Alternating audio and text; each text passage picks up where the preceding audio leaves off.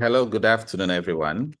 You're welcome again to this week's section of the Global Critical Care Fellows lecture series organized in collaboration with the Johns Hopkins University Center for Global Emergency Care, St. Paul's Hospital Millennium Medical College in Ethiopia, and Kolebu Teaching Hospital, Accra, Ghana. We are happy to say that today's presentation is going to be given by Dr. Menbeu Sultan, who is actually one of the organizers of this global series, basically leading the Ethiopian collaboration. Okay, so today, Dr. Menbeu is going to be presenting on hepatic encephalopathy. Dr. Menbeu is the director of the fellowship program, Critical Care Fellowship Program in Ethiopia, and one of the organizers of this lecture series. He is also an associate professor of emergency and critical care medicine at St. Paul's Hospital Millennium Medical College in Addis Ababa, Ethiopia. Menbeu, I congratulate you on your fellows who are graduating today. You're the very first fellows in critical care medicine in Ethiopia, and for which this global series has been a helpful tool in their preparation. And I take the opportunity to congratulate all fellows from Ethiopia who graduated today and those who are still in training. Well done and all the best. Menbeu, I'll hand over to you to take us through the section. Thank you. Thank you very much. Thank you, Dr. Chris, for your kind introduction, and thank you everyone for joining this session. It will be on hepatic encephalopathy. So you can stop me anytime, and you can drop your question in the chat box. We will continue with the presentation on hepatic encephalopathy. So I have some disclosures here. I have no conflict of interest, and I am not gastroenterologist. While discussing hepatic encephalopathy, from our experience, management of this patient in ICU, and I am discussing from literature. Otherwise, I am an intensivist, not a gastroenterologist. Thank you very much. I will continue. So the learning objective in this session will be to understand what's hepatic encephalopathy mean, and pathophysiology of hepatic encephalopathy, and how we classify hepatic encephalopathy, clinical exam, and treatment options for hepatic encephalopathy. We will see some new treatment options. As a definition, as you know, hepatic encephalopathy is defined as a brain dysfunction, which is caused by a liver insufficiency or sometimes portosystemic shunting. Maybe the liver is working, but the patient has portosystemic shunting. That can cause hepatic encephalopathy. So we define hepatic encephalopathy as a dysfunction of the brain caused by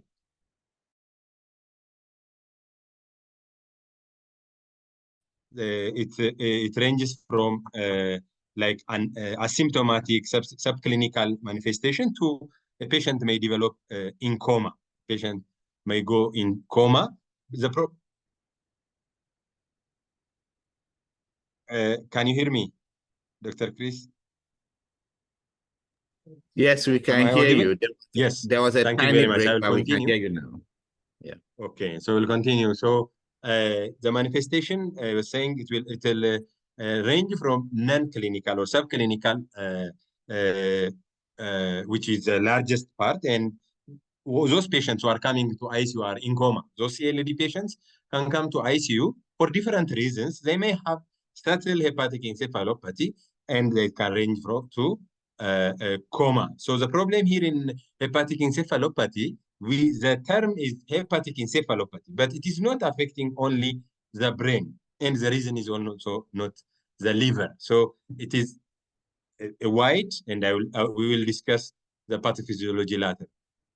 It is a common disease. Epidemiologically, up to 40% of cirrhosis patients, CLD patient will have, hepatic encephalopathy at least once in their lifetime. So it is fairly common disease. And at the time of diagnosis of CLD, 40% of patients have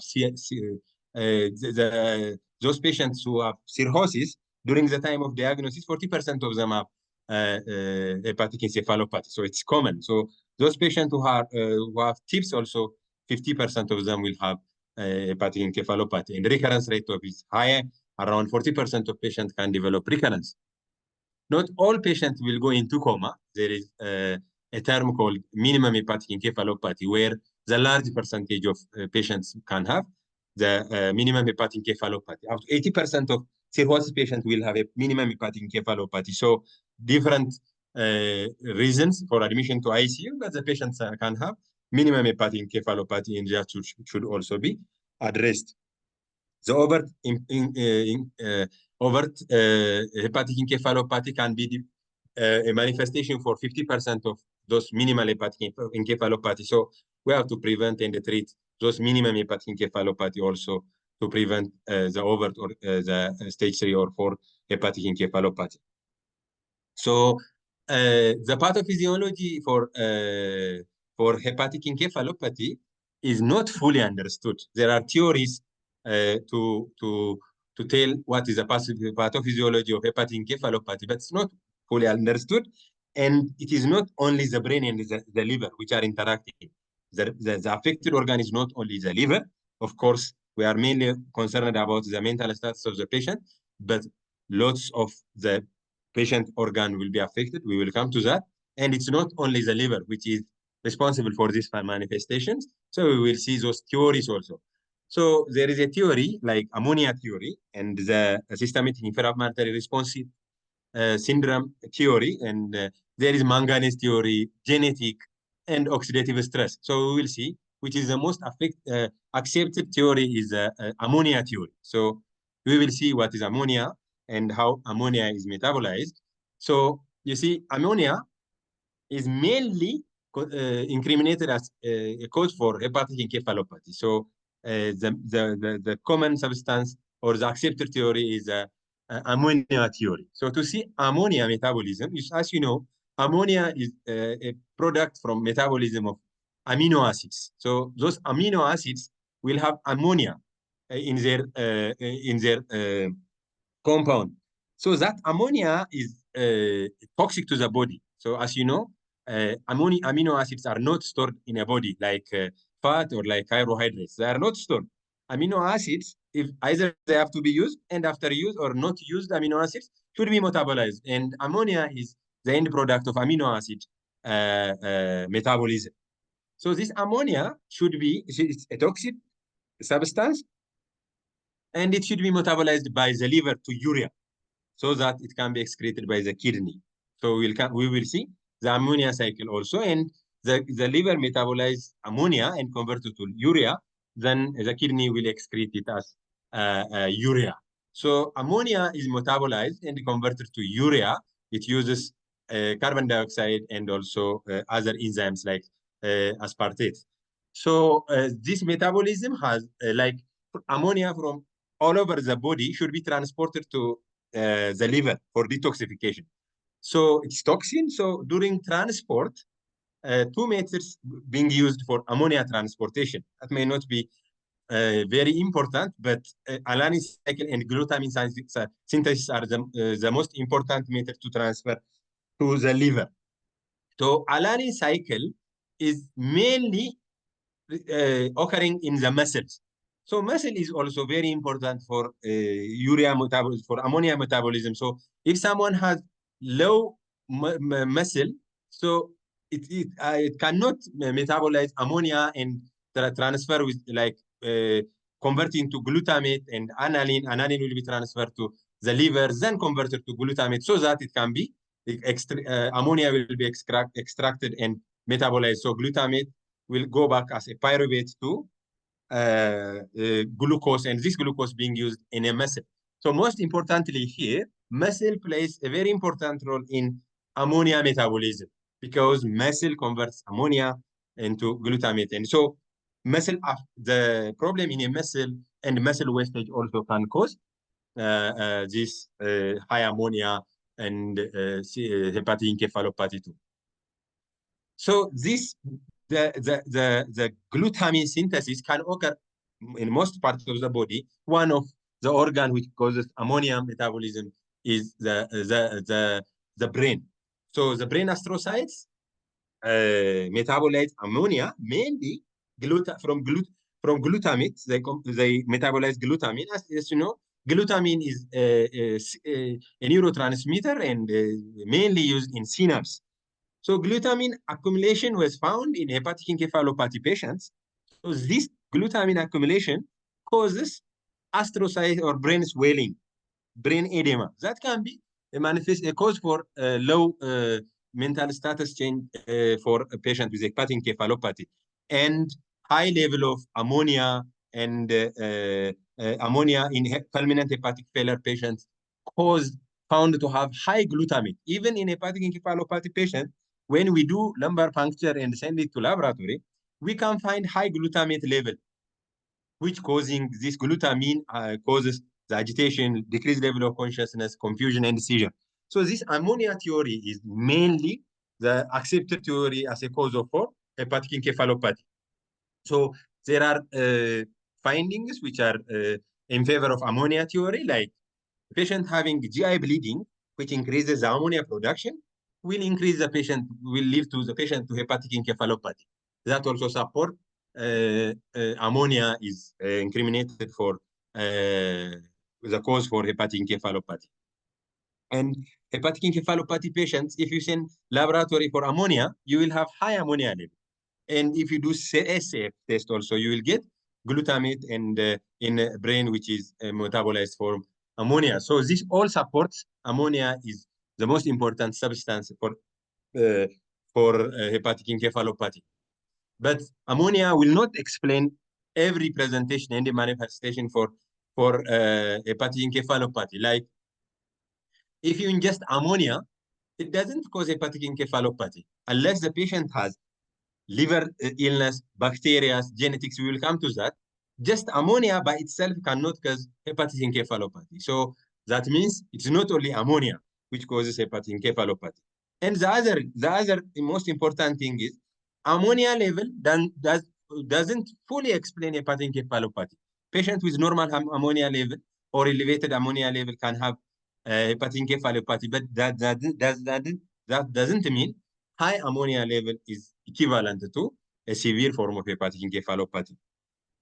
So, and the other is for patients with enzyme deficiency and different causes of high ammonia, they may not develop hepatic encephalopathy. So there are animal studies which shows, like this is showing the gut microbiota. So they're examining mice in a laboratory where some of the mice are microbiota deprived and the others have microbiota having microbiota in their GI. So they transplanted a stool in their GI and checking if there is a difference in cerebral metabolism, cerebral inflammation, and cortex inflammation. So the mice which has microbiota, GI bacteria, has high inflammation than those mice which don't have the GI microbiota. And also in the laboratory, they were also checking if the specific bacteria is needed to cause hepatic encephalopathy, and that is also supported. So that is why ammonia is mainly incriminated for hepatic encephalopathy, but ammonia only cannot explain hepatic encephalopathy. The other theory is the SIRS, systemic inflammatory response syndrome. So in hepatic encephalopathy patients, as you know, inflammation causes a release of tumoral necrosis factor, interleukins, different interleukins. So they found in hepatic encephalopathy, whether the patient has infection or not, they have high tumor inflammatory mediators in a body, in a patient having hepatic encephalopathy. But it is not related even to the level of ammonia, and also not related to the severity of liver disease. So patient having hepatic encephalopathy, they found high inflammatory marker, and they found tumor necrosis factor causes disturbance in blood-brain barrier, which causes also the diffusion to ammonia. So this inflammation also helps in the hepatic encephalopathy on top of. So, and the other, in animal model, giving non-steroidal anti-inflammatory drugs has changed the course of the hepatic encephalopathy. It shows improvement, not in human model. So in animal model, anti-inflammatory drugs also help to treat hepatic encephalopathy. The other is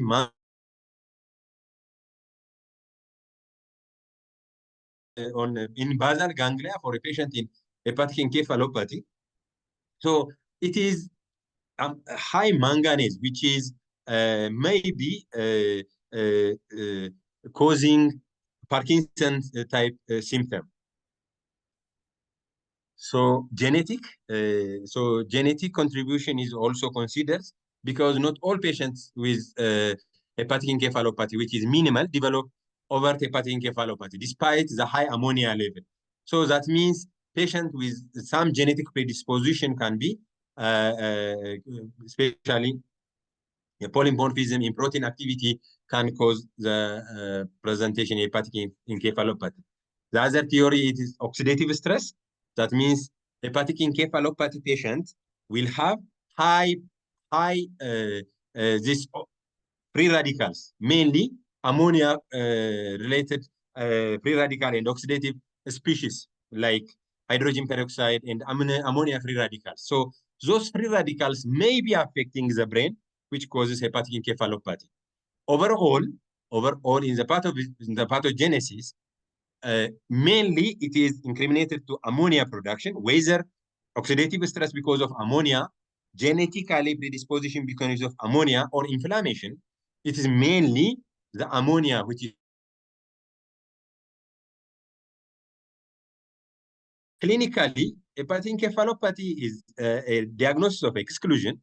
We have to exclude other causes of mental status change, and the findings mainly those patients who have minimal hepatic encephalopathy, and even those patients who's being admitted to ICU with other causes.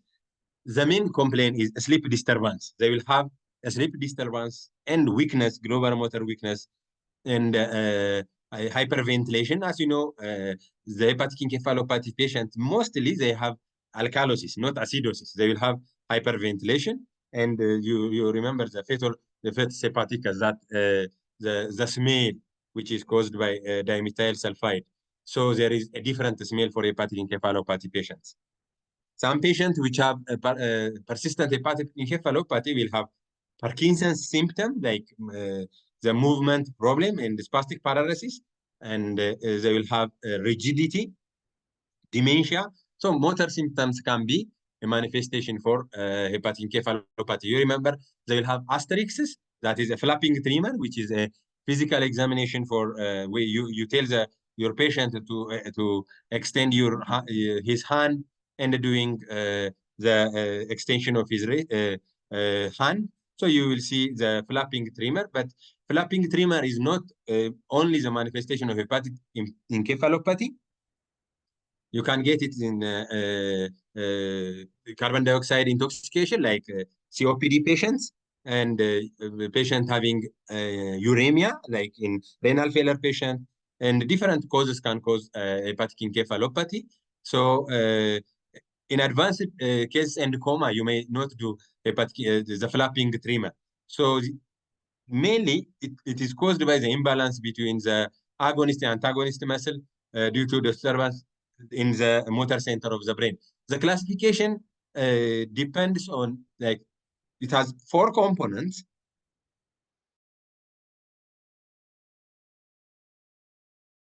One is the type. So mainly, type A hepatic encephalopathy are associated with acute liver failure. Type B are associated with portosystemic bypass loss. Those patients having TIPS or the shunt because of different reasons. And the type 3 is the commonest one, which is associated with cirrhosis. As you know, there is a grading for hepatic encephalopathy, grade 1, 2, 3, 4, where grade 1 is the minimal hepatic encephalopathy, and grade 4 is a patient having a coma. And the grade 1, you can name it as a covert, and the overt hepatic encephalopathy are those patients having symptoms. And the time course also will be being used as a classification for hepatic encephalopathy. You can have episodic hepatic encephalopathy, recurrent hepatic encephalopathy, and persistent hepatic encephalopathy. So the persistent ones, those patients who have continuous symptom, like motor symptom, and for months. And the recurrent one is the one who has resolution of the symptom and having recurrence of the hepatic encephalopathy within 6 months. And episodic one are the ones who are having hepatic encephalopathy, which are like more, which is not recurring within 6 months. And you can also classify as spontaneous, precipitated, and presence of the, because depending on the presence of the precipitating factor, you can classify. So we use 4 methods to classify hepatic encephalopathy. Type A being the acute liver failure, and the cirrhosis are the commonest one. So this one, the episodic, recurrent, and persistent ones, if you see their symptom, so the episodic one will have a recurrence of their symptom, and again the recurrence, the resolution of their symptom, and recurrence of their symptom. The persistent one have their hepatic encephalopathy. It will not resolve fully, but they will have some remission, but and recurrence of their symptom. The persistent one have the baseline hepatic encephalopathy, which is high. The minimal one has the only like sleep disturbance, unable to derive, and social impairment. This kind of patient will have minimum hepatic encephalopathy. Just to make you on board, we'll have one question, because this is a 45-year-old male patient admitted to ICU for grade 4 hepatic encephalopathy. So which one will be appropriate in regarding ammonia level? So the first one, measuring ammonia level at least every other day for CLD patient or hepatic encephalopathy patient. Do we need to do ammonia measurement for every other day? And the other is high level of ammonia is dialyzable and should be done at admission. And no need to measure ammonia level routinely. And the dehydration decreases ammonia level. So you can drop your answer on the chat box.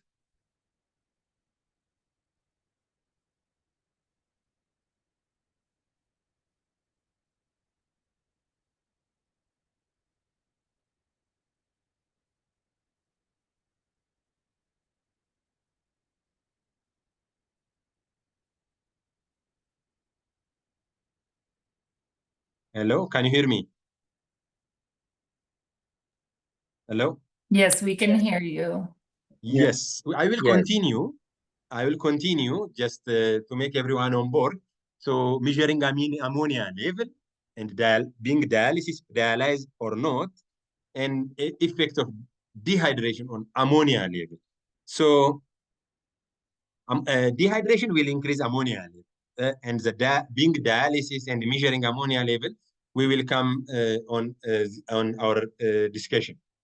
So what laboratory tests we have to do in hepatic encephalopathy patient? So there is no specific laboratory to confirm hepatic encephalopathy, but as you know, these patients have CLD, so you have to do full blood count to see anemia or thrombocytopenia or other infection. We have to do renal function test, liver function test, and we have to do coagulation profile and other investigation to rule out precipitating factor.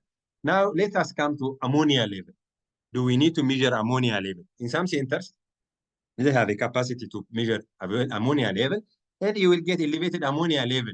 But it is not a diagnosis for hepatic encephalopathy, and it will not also tell you the severity of hepatic encephalopathy. The higher the ammonia level doesn't mean the severity of hepatic encephalopathy. And routine measurement of serum ammonia level is not recommended.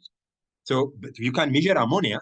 It will tell you because a normal ammonia level may rule out hepatic encephalopathy. Otherwise, the higher the ammonia cannot diagnose hepatic encephalopathy.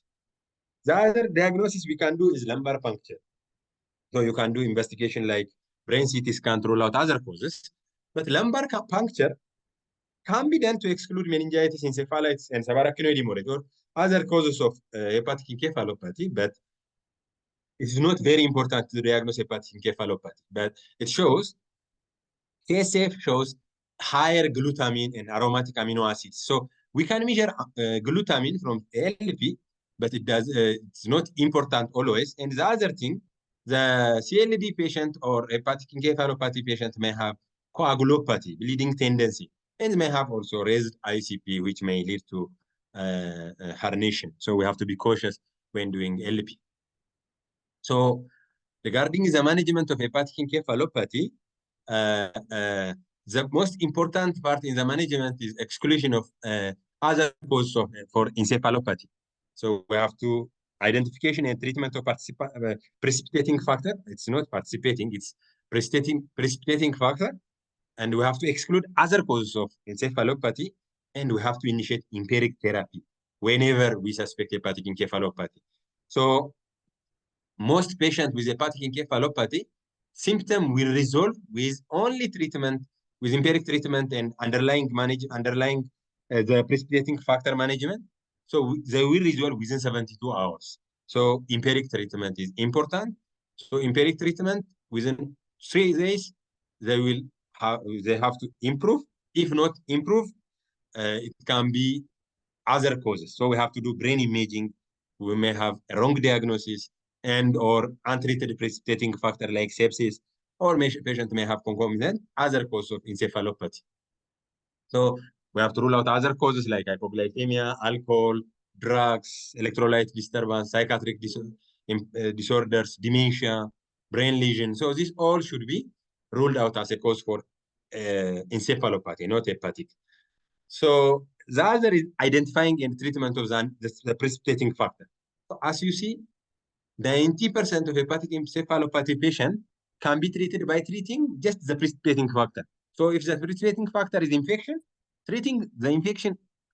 only treating the infection can help to resolve the hepatic encephalopathy. So we have to focus in management of the underlying illness, like the precipitating factor, like GI bleeding, diuretic overdose. So as you know, dehydration causes high ammonia, electrolyte disturbance, constipation, and in a recurrent one, electrolyte infection. This should be treated. So this is straightforward. GI bleeding should be treated with stopping the bleeding and gastric lavage. You may need also to do gastric lavage because the blood in the GI system will cause high ammonia and the patient may go into hepatic encephalopathy. So gastric lavage to remove the blood from the gastric the gastric cavity. So we have to do gastric lavage, blood transfusion, and coagulopathy correction. Infection should be treated. Sedative medications like benzodiazepine may worsen hepatic encephalopathy. So we have to stop sedative medication. Even we have to consider flumazenine. We will come to that. Electrolyte disturbance, manase abnormality.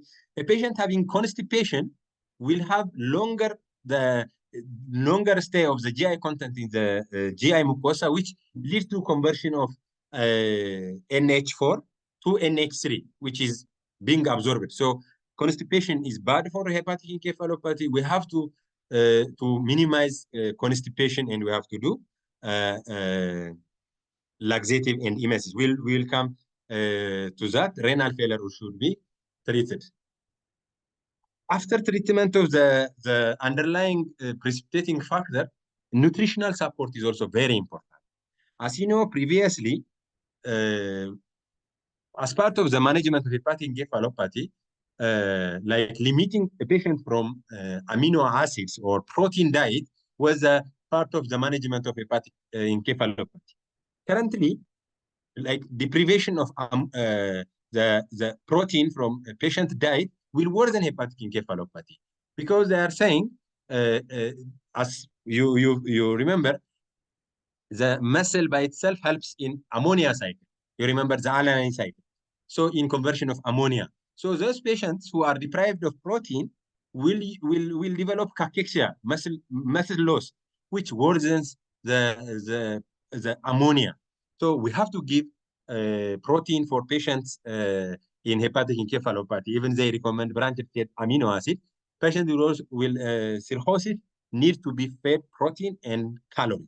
So they need high calorie, up to 35 to 40 kilocalorie per kg per day. So we have to give them high calorie, and they need protein, 1.2, 1.5 gram per kg per day should be given to the patient with hepatic encephalopathy. So we have to avoid fasting, because fasting produce production of lead to production of glucose, which is from gluconeogenesis, which from fatty acid and some proteins, which lead to increase in ammonia level. So avoid fasting. Feed the patient in a patient having hepatic encephalopathy. Of course, you know, hypoglycemia is common in patients in liver disease, so we have to avoid fasting in patients with hepatic encephalopathy. The most important management in hepatic encephalopathy is non-absorbable disaccharide like lactulose. So lactulose and it's similar drug like lactilin, which is more important because GI upset is low in lactilin. But lactulose is the most important drug in hepatic encephalopathy management because it lowers ammonia level. Mainly, lactulose is converted into lactic acid in the GI bacteria. So you need bacteria for this. So lower pH in the GI bacteria will prevent ammonia NH3 production. So NH4 will not be absorbed from GI mucosa. So NH4 will not be absorbed from GI mucosa. So the acidic environment will lead NH3 production to NH4 because hydrogen will be delivered to NH3. So NH4 from the GI mucosa will be produced to the GI lumen and excreted through the stool. So the laxative effect of lactulose, it is not because removing or GI motion. It's not only that. It helps in reduction of ammonia level by helping conversion of NH3 to NH4, which NH4 is not absorbable, and reduce the ammonia level and improve hepatic encephalopathy.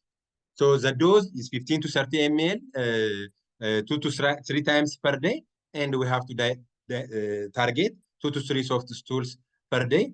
And we can do also, it's not oral, we can do enema. We can do GI enema with lactulose. This is most important, and it has some adverse effect, which is not severe adverse effect. The problem with lactulose use is lactulose needs bile for absorption, for its function, because it's a fat, it's a lipid soluble, so it needs bile. So for patients who have obstruction or having low bile production, the lactulose function may be low. The other most important drug is rifaximin. So most importantly, lactulose and rifaximin. As you know, rifaximin is an antibiotic, and it is not absorbed from GI mucosa. Resistance level is low. So it clears those bacteria and leads to low ammonia. Ammonia lowering is documented with rifaximin. So rifaximin dose is 550 milligram every 12 hours, mainly with a combination to lactulose. So the two drugs to be given in hepatic encephalopathy are mainly the lactulose and the rifaximin. We can use some other antibiotic. As you know, we were using metronidazole, which has a lot of side effects and the resistance level is high. And we can use neomycin. Neomycin is being excluded because of its toxicity, ototoxicity and nephrotoxicity. Otherwise, absorption is low, so neomycin can be used, metronidazole, and the other is like vancomycin also can be used, oral vancomycin, not IV. So oral vancomycin can be used. So the other management, as part of the management, we have seen the lactulose, the antibiotic. The third management being tried is lowering the ammonia level from the body. There are different enzymes which helps in the metabolism of ammonia in our body and which helps in the excretion of ammonia. One is LOLA, we will come to that. The other is LOPA. So both are enzymes which helps in metabolism of ammonia in our body. The other clearance method for ammonia is hemodialysis. Whether it's helping or not, we will come. The other substrate for ammonia metabolism is like zinc, like sodium phenobarbiturate. So these drugs are rare. We will see their use. One is LOLA, L-ornithine, L-aspartate. So as you know, ornithine, aspartate are very important in ammonia metabolism. So this is the enzyme for ammonia metabolism in the urea cycle. So it facilitates urea production. So it has a positive impact. So we can use LOLA. The other is LOPA, L-ornithine and phenyl acetate. These are also enzymes or proteins which helps in ammonia metabolism. It's the same as LOLA, but its main effect is convert.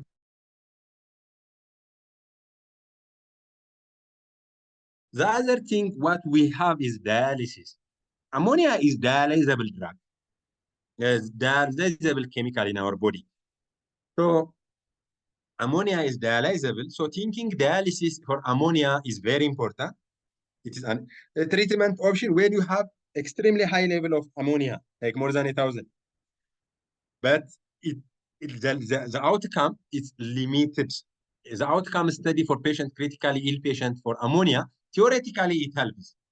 But in studies different studies have conflicting results. So it's help not surely confirmed, but for resistant patient, we can try dialysis.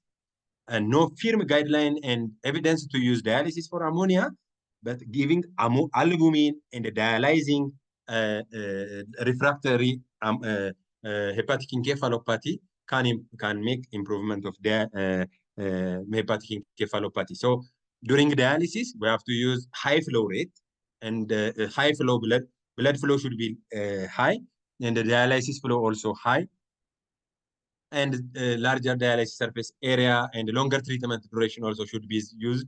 So these are methods to improve dialysis outcome. The other method for it's also the same as the same laxative. You remember polyethylene glycol? We were using it as GI clearance for those patients who are puffers, and also we use it for GI clearance for endoscopy and colonoscopy mainly, and also for GI surgery. So that means it clears GI bacteria.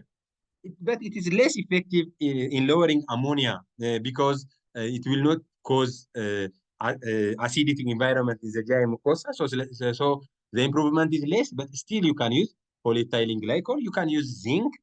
It's a cofactor for urea cycle. So, but its improvement is only when the patient has zinc deficiency. Unless you get zinc deficiency, zinc supplement only will not help hepatic encephalopathy treatment.